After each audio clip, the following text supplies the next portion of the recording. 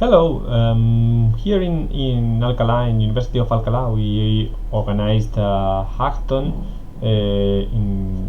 based on Trustworthy AI to test and to use the guide that we developed in the third intellectual output of the project. And overall, the experience was very positive. I will go over what we did, but overall, I think the participants were happy. We had a nice time together, and I think we used that time to talk and to reflect a little bit on trustworthiness, on artificial intelligence, and ethics, and especially on inclusive artificial intelligence. So how to eliminate bias and so on. As you can see in this website, we did our hackathon online, mostly due to the pandemic issues, due to participants' concerns, and also due to organizative reasons. We chose this medium, and we actually included this in our in our um, in our guide to take into account that things change, and not all hackathons must be live, but they can be also online or even hybrid. We had this hackathon that was scheduled and took place during the third week of May, actually, and we had 36 participants working on the hackathon.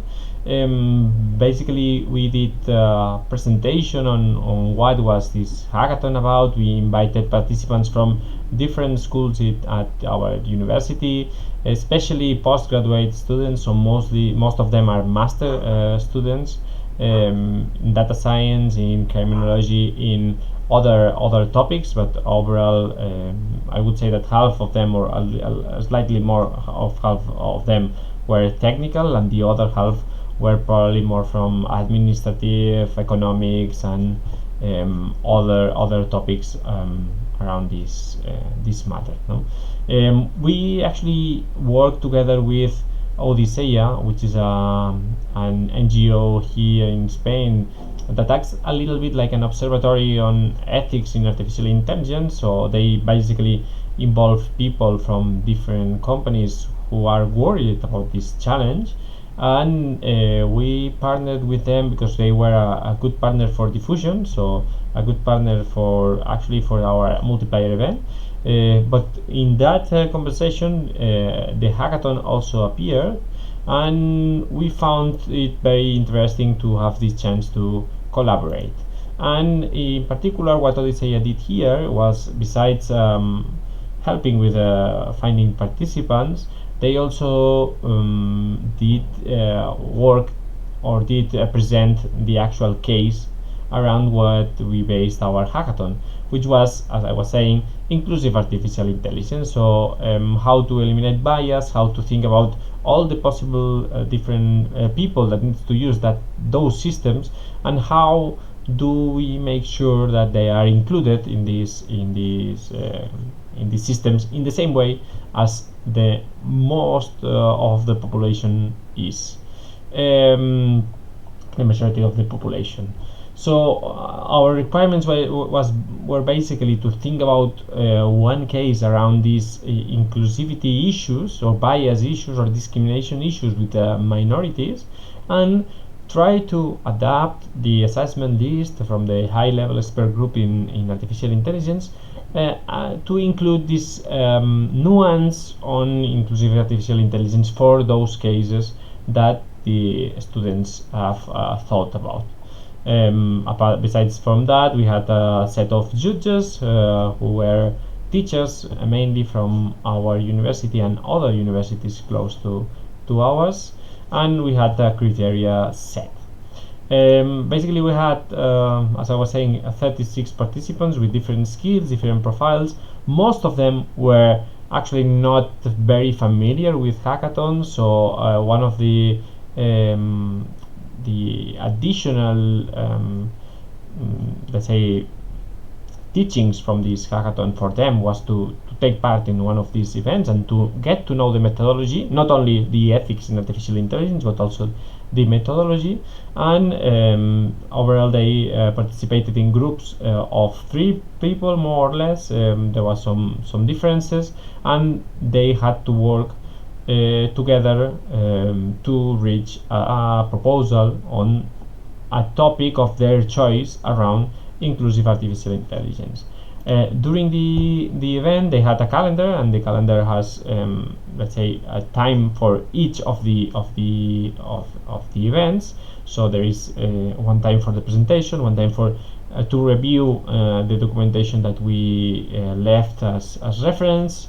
We also gave them some time to work on kind of a workshop using the intellectual output number 2, so all the resources like the videos, like the deck of cards, everything. They had everything here. It's true that this is only the list of resources. We used automatic updates, it can be sent here, with all the things that were taking place in each of the time slots. So for instance, let's get to know these open resources, and we had the link to the explanation of the resources, we had the link to the card deck, etc., so they could become familiar with these resources.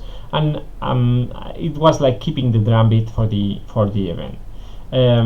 Besides that, there were other resources like the webinar that Odysseia provided us with, which was especially talking about inclusive artificial intelligence, and then some videos from other companies that also talked about this. Well, we had of course a set of rules that were very clear and explained here, and in the end we had a few submissions, and the winner is here. It's publicly available here, and we have this winner with the video of explanation, the presentation on what was their proposal. The document is also available for download here.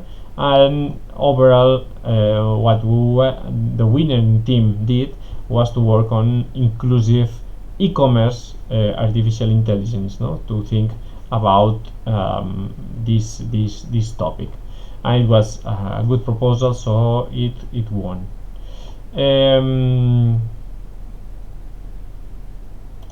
Going back to the gallery, well, you saw the updates we had, and overall this was the organization of our hackathon. We of course had some questionnaires to get the opinion or the thoughts from the participants, both the students and the teachers that were acting as organizers, and overall they were all very satisfied. It's true that we found some things for improvement.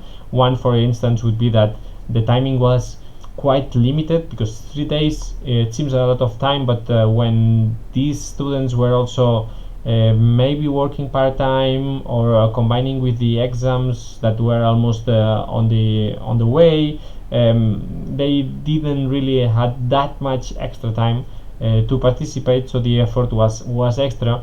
And it's true that one of the suggestions was that either it should be longer, and now in the guide the proposal for online hackathons is to have them for 7 days instead of 3 or 4, or have them in a different time period. That this was difficult to change in our case, but it's something to take into account. They were also, for instance, very happy, they liked very much the videos. Some of the resources they found them very useful, but it's true that, for instance, the card deck, they thought that presenting it like a game was not the best thing, because there is not really a game behind. It's not really that kind of fun experience. It's more a reflective experience, so it's more like a tool to drive that discussion. It's not really a game, So all these comments were taken into account and were included to the respective intellectual outputs, but this came out of this and that's all I wanted to tell you. It was a very nice experience overall, and I really think it was really useful for the project and for the guide. Thank you.